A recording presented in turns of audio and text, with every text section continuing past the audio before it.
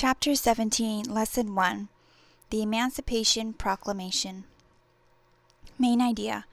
In 1863, President Lincoln issued the Emancipation Proclamation, which helped to change the war's course. One American story. During the Civil War, abolitionists like Frederick Douglass continued their bitter fight against slavery. Douglass urged President Lincoln to emancipate or free enslaved Americans. A voice from the past. To fight against slaveholders without fighting against slavery is but a half-hearted business and paralyzes the hands engaged in it. Fire must be met with water. War for the destruction of liberty by the South must be met with war for the destruction of slavery.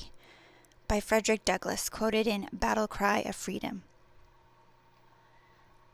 Douglass pointed out that the Confederate war effort depended on slave labor. For both practical and moral reasons, Douglass said, Lincoln should free the slaves. In this section, you will learn how ending slavery became an important goal of the Civil War. Calls for emancipation. Throughout the war, abolitionists had been urging Lincoln to emancipate enslaved persons. Many criticized the president for being too cautious. Some even charged that Lincoln's lack of action aided the Confederate cause. Still, Lincoln hesitated. He did not believe he had the power under the Constitution to abolish slavery where it already existed. Nor did he want to anger the 4 slave states that remained in the Union. He also knew that most Northern Democrats and many Republicans opposed emancipation. Lincoln did not want the issue of slavery to divide the nation further than it already had. Although he disliked slavery, the president's first priority was to preserve the Union. If I could save the Union without freeing any slave, I would do it, he declared. If I could save it by freeing all the slaves, I would do it. And if I could save it by freeing some and leaving others alone, I would also do that. By the summer of 1862, however, Lincoln had decided in favor of emancipation. The war was taking a terrible toll. If freeing the slaves helped weaken the South, then he would do it. Lincoln waited, however, for a moment when he was in a position of strength. After General Lee's forces were stopped in Antietam, Lincoln decided to act. The Emancipation Proclamation. On January 1, 1863, Lincoln issued the Emancipation Proclamation, which freed all slaves in Confederate territory. The proclamation had a tremendous impact on the public. However, it freed very few slaves. Most of the slaves that Lincoln intended to liberate lived in areas distant from the Union troops that could enforce his proclamation. A voice from the past. On the first day of January in the year of our Lord, 1863, all persons held as slaves within any state or designated part of a state, the people whereof shall then be in rebellion against the United States, shall be then, henceforth, and forever free. Abraham Lincoln, from the Emancipation Proclamation. Why, critics charged, did Lincoln free slaves only in the South? The answer was in the Constitution. Because freeing Southern slaves weakened the Confederacy, the proclamation could be seen as a military action. As Commander-in-Chief, Lincoln had this authority. Yet the Constitution did not give the President the power to free slaves within the Union. But Lincoln did ask Congress to abolish slavery gradually throughout the land. Although the Emancipation Proclamation did not free many enslaved people at the time it was issued, it was important as a symbolic measure. For the North, the Civil War was no longer a limited war whose main goal was to preserve the Union. It was a war of liberation. Response to the proclamation. Abolitionists were thrilled that Lincoln had finally issued the Emancipation Proclamation. We shout for joy that we live to record this righteous decree, wrote Frederick Douglass. Still, many believed the law should have gone further. They were upset that Lincoln had not freed all enslaved persons, including those in the border states.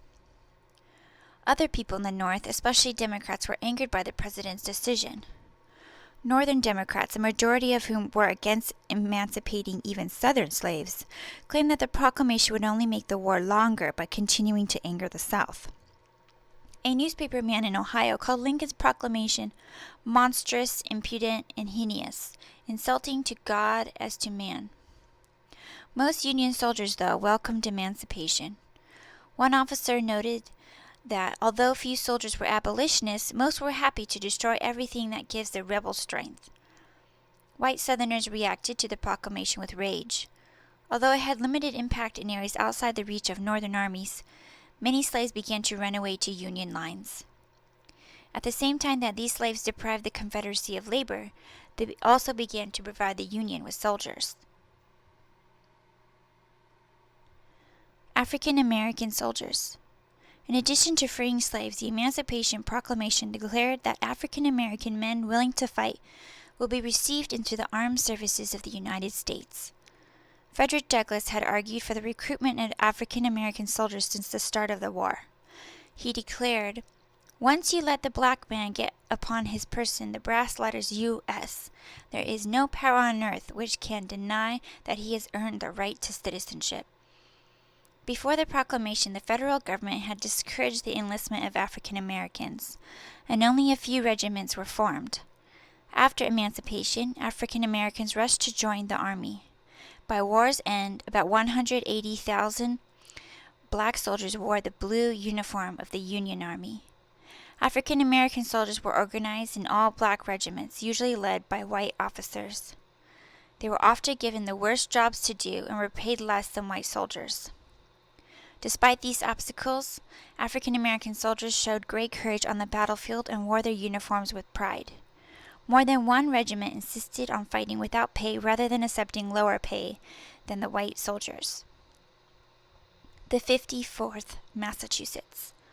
One unit that insisted on fighting without pay was the 54th Massachusetts Regiment, one of the first African American regiments organized in the North. The soldiers of the 54th, among whom were two sons of Frederick Douglass, soon made the regiment the most famous of the Civil War. The 54th Massachusetts earned its greatest fame in July 1863 when it led a heroic attack on Fort Wagner in South Carolina.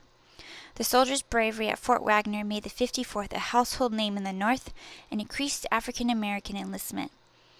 The soldiers of the 54th Massachusetts and other African American regiments faced grave dangers if captured. Rather than take African Americans as prisoners, Confederate soldiers often shot them or returned them to slavery. The war demanded great sacrifices, not only from soldiers and prisoners, but also from people back home. In the next section, you will read about the hardships that the Civil War placed on civilian populations in both the North and the South.